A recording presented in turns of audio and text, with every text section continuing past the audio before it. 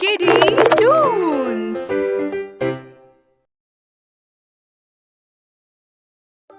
Hello दोस्तों, आज मैं जो कहानी आपको सुनाने जा रही हूँ, ये कहानी है पेड़ पर जादुई सोने चांदी के लहंगे के घर की। तो दोस्तों देखते हैं आज ये कहानी। एक गांव में शनाया नाम की एक लड़की रहती थी। उसकी माँ एक बहुत बड़ी जादूगरनी थी, लेकिन वह बहुत ही अच्छी और नेक दिल की औरत थी।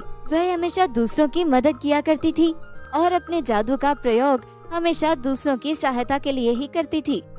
एक दिन गांव की एक बूढ़ी औरत उसके पास आती है और बोलती है, बिटिया, मेरी बेटी की शादी है। बेटा, मैं बहुत गरीब हूँ। बिटिया, मेरी थोड़ी सी मदद कर दो। ठीक है बुढ़िया माँ, आप बिल्कुल चिंता मत कीजिए, मैं आपकी मदद जरूर करूँगी। इतना कहकर वह अपनी जादुई छड़ी से सोने के ढेर सारे सिक्के प्रकट करती है। बिटिया, तूने मुझ गरीब की बहुत मदद की है। ऊपर वाला तेरी सारी इच्छाएं पूरी करेगा। इतना बोलकर वह बुढ़िया वहाँ से चली जाती है। ये सब करते हुए शनाया अपनी माँ को देख लेती है। शनाया सीधा अपनी माँ के पास जाती है। माँ, आप अपने जादू से हमेशा दूसरों की मदद करती हो, आप मेरी भी मदद कर दो माँ। हाँ जरूर बेटा, बताओ क्या चाहिए तुम्हें। माँ, आप कितनी बड़ी जादूगरनी हो, मुझे भी थोड़ा सा जादू सिखा दो ना। बिटिया, तुम्हारी अभी पढ़ाई की उम्र है, इसलिए मन लगाकर अपनी पढ़ाई पर ध्यान दो। जब तुम बड़ी हो जाओगी, जादू तुम्हें तब सिखाऊंगी। अभी तुम ये सब नहीं सीख पाओगी बेटा। सीधा सीधा बोल दो ना माँ कि आप मुझे जादू सिखाना ही नहीं चाहती। इतना कहकर शनाया जोर जोर से रोने लग जाती है। उसकी माँ उसे रोता हुआ देखकर दुखी हो जाती है। रोना बंद करो बेटा, तुम्हें जादू सीखना है ना, मैं जरूर सिखाऊंगी, लेकिन एक शर्त पर। अगर तुम मुझसे वादा करो कि कभी तुम अपनी जादू का गलत इस्तेमाल नहीं करोगी और हमेशा अपने जादू को दूसरों की मदद के लिए ही प्रयोग करोगी। ठीक है माँ, मैं हमेशा दूसरों की मदद के लिए ही अपने जादू का इस्तेमाल करूंगी, कभी भी गलत इस्तेमाल नहीं करूंगी माँ, मैं आपसे वादा करती हूँ। ठीक है बेटा, अब तुम तैयार होकर स्कूल जाओ। स्कूल से आने के बाद मैं तुम्हें थोड़ा जादू सिखा दूंगी। शनाया खुशी खुशी अपने स्कूल चली जाती है और मन लगाकर पढ़ाई करने लगती है। स्कूल से आने के बाद उसकी माँ उसे जादू सिखाती है। इसी तरह काफी दिन बीत जाते हैं।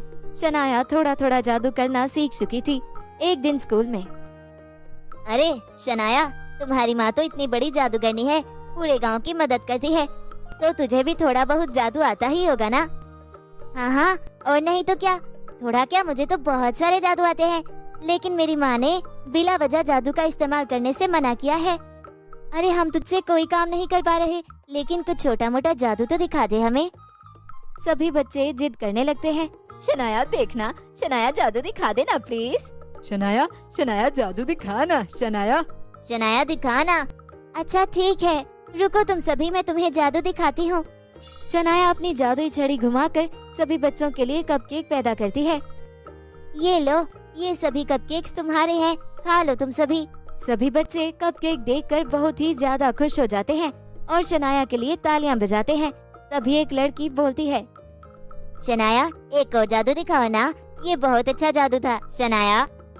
शनाया अपनी जादुई छड़ी से एक लड़की को गायब कर देती है और थोड़ी देर बाद उसको वापस ले आती है।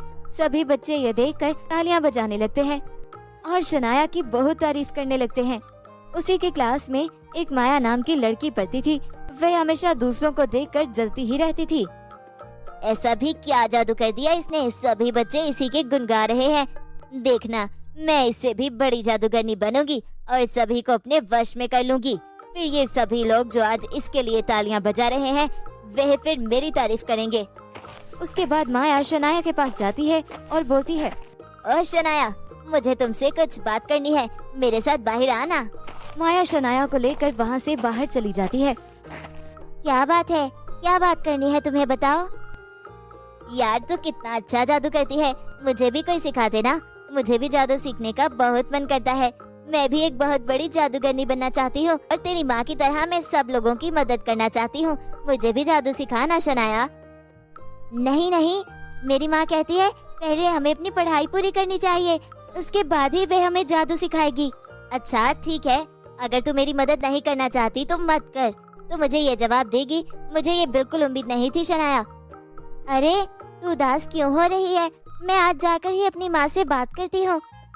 फिर अगले दिन, सुनो माया, तुम शाम को मेरी माँ के पास आ जाना, वे तुम्हें आज जादू सिखाएंगी। शाम को माया जादू सीखने के लिए उनके घर आ जाती है। शनाया की माँ दोनों को जादू करना सिखाती है और माया भी थोड़ा बहुत जादू करना सीख जाती है। एक दिन, सुनो बेटी, तुम दोनों भी बड़ी होकर गरीब और जरूरतमंद लोगों की सहायता करोगी। आज मैं तुम दोनों को एक ऐसी जगह लेकर जा रही हूँ जहाँ सिर्फ एक जादूगर ही जा सकता है। उसके बाद तीनों अपनी जादुई झाड़ू पर बैठकर एक जंगल में चली जाती हैं। जंगल में एक पेड़ पर सोने और चांदी के लहंगे का घर था। शनाया की माँ उन दोनों लड़कियों को सोने वाले लहंगे के घर में लेकर जाती है, जहाँ पर बहुत सारी धन दौलत रखी थी। अरे वाह, कितनी सारी धन दौलत है, मैंने जिंदगी में कभी इतनी धन दौलत नहीं देखी। ये सारी धन दौलत हमें दूसरों की मदद के लिए उपयोग करनी है। हमें इस धन दौलत को अपने स्वार्थ के लिए कभी उपयोग में नहीं लाना।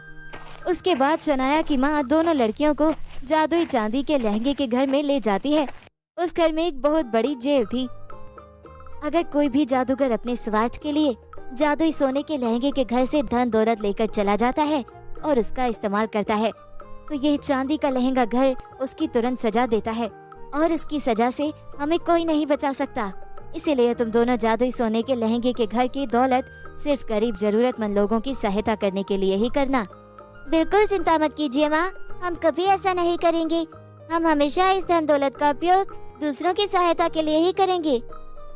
उसके बाद तीनों अपने जादुई झाड़ू पर बैठकर वापस अपने घर चली जाती है। वहीं माया उसी जादुई सोने के लहंगे के घर के बारे में सोच रही होती है।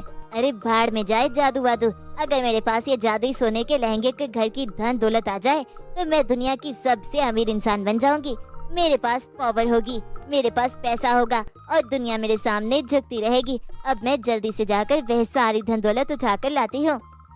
माया जादुई झाड़ू पर बैठकर फिर से सोने के लहंगे के घर के पास चली जाती है और उसके अंदर जाकर सारी धन दौलत इकट्ठी करने लगती है और अपना थैला लेकर वहाँ से भागने लगती है। माया को ये करते हुए जादुई चांदी के लहंगे का घर देख लेता है। ठहर जा लड़की, इतनी आसानी से नहीं भाग सकती तुम। तूने लालच में आकर सारे धन दौलत अपने पास रख ली है, तुझे इसकी सजा जरूर मिलेगी। आज तेरी खैर नहीं, भागने की कोशिश भी मत करना। उसके बाद जादुई चांदी का लहंगा घर उसे अपने अंदर खींच लेता है और उसे पकड़कर अंदर जेल में डाल देता है।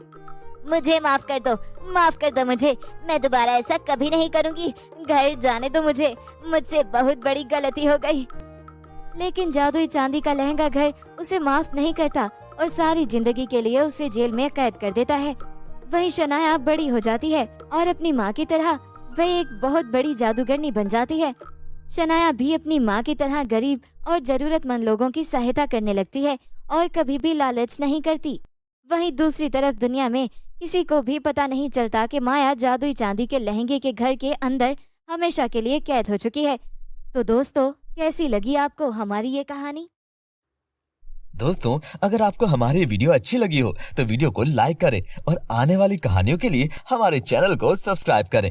मिलते हैं अगली वीडियो में, तब तक के लिए बाय बाय, गुड बाय।